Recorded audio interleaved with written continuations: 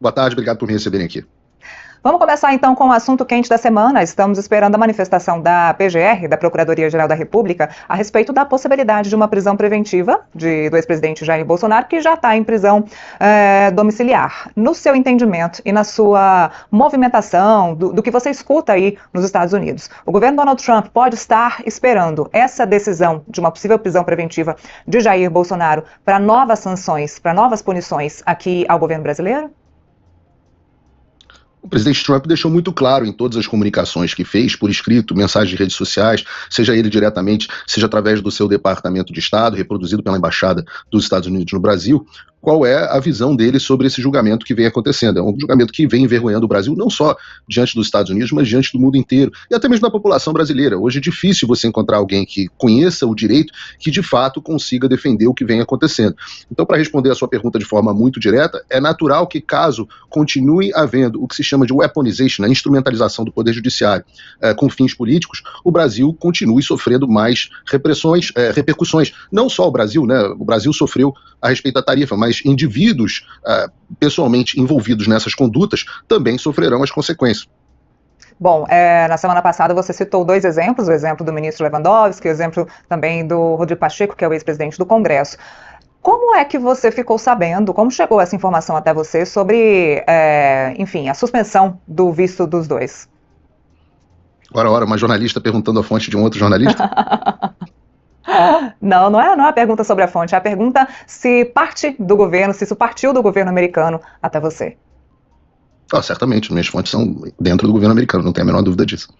Paulo, acho que o que a gente está tentando entender aqui é se essa lista de nomes, né, de punidos aqui no Brasil, sancionados, punidos com a perda de visto, ela parte de você e do Eduardo Bolsonaro para o governo norte-americano, ou se são eles que levantam esses nomes e como é que isso se dá se esse for um papel deles? Ora, imagina, o governo dos Estados Unidos é que decide quem perde ou não o visto, quem somos eu e Eduardo nesse sentido. O que nós fazemos é informar o governo americano sobre o papel que cada um dos agentes e das figuras públicas no Brasil tem na violação de direitos humanos a que eles se referem nos seus processos. Então, quando o governo dos Estados Unidos escuta a nossa opinião ou não, é uma prerrogativa deles. Claro, obviamente é uma prerrogativa deles. Acho que não se chegou a esse ponto, né, dos senhores terem esse poder de tirar o visto de alguém, mas eu insisto na pergunta. Vocês levam a lista de nomes, olha, essas pessoas aqui, no nosso entendimento, estão atuando contra o regime democrático no Brasil, ou essa lista parte deles para que vocês analisem? Não, é uma dinâmica muito mais colaborativa, no sentido de eles escutarem as nossas opiniões, porque entendem que nós somos pessoas confiáveis a respeito do que vem acontecendo no Brasil. Não é uma lista que parte de um lado ou parte para o outro, é uma discussão aberta sobre quem são os agentes e qual o papel que eles estão tendo. Aí, a partir daí, eles formulam as políticas públicas debaixo da orientação do presidente Donald Trump. Você podia ter muita falta de entendimento aqui no Brasil, ou muita curiosidade, ou tentativa de entender como é que é essa atuação do senhor e do Eduardo. Eu vou botar o Eduardo aqui, porque eu entendo que os senhores agem conjuntamente, se eu estiver errado, o senhor me corrija, mas que é um trabalho em conjunto dos dois. E como é que se dá isso? Tem reuniões diárias com a equipe do presidente Donald Trump, tem conversas diretamente com o presidente Donald Trump.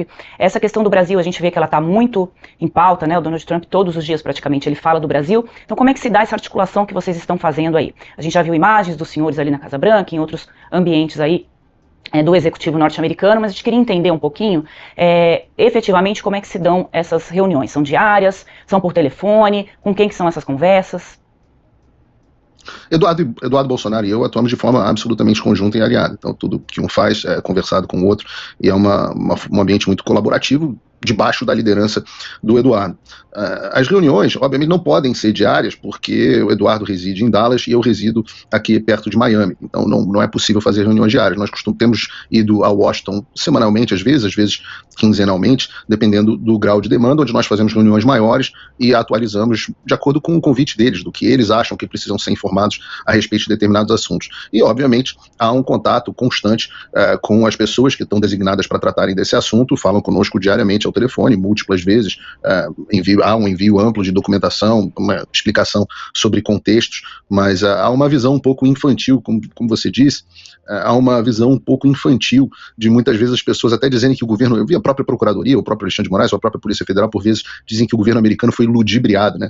Como se a democracia mais poderosa do mundo, com o serviço de inteligência mais amplo do planeta e as pessoas com o maior grau de formação em qualquer serviço público do mundo, fossem ludibriadas por um deputado brasileiro e um jornalista.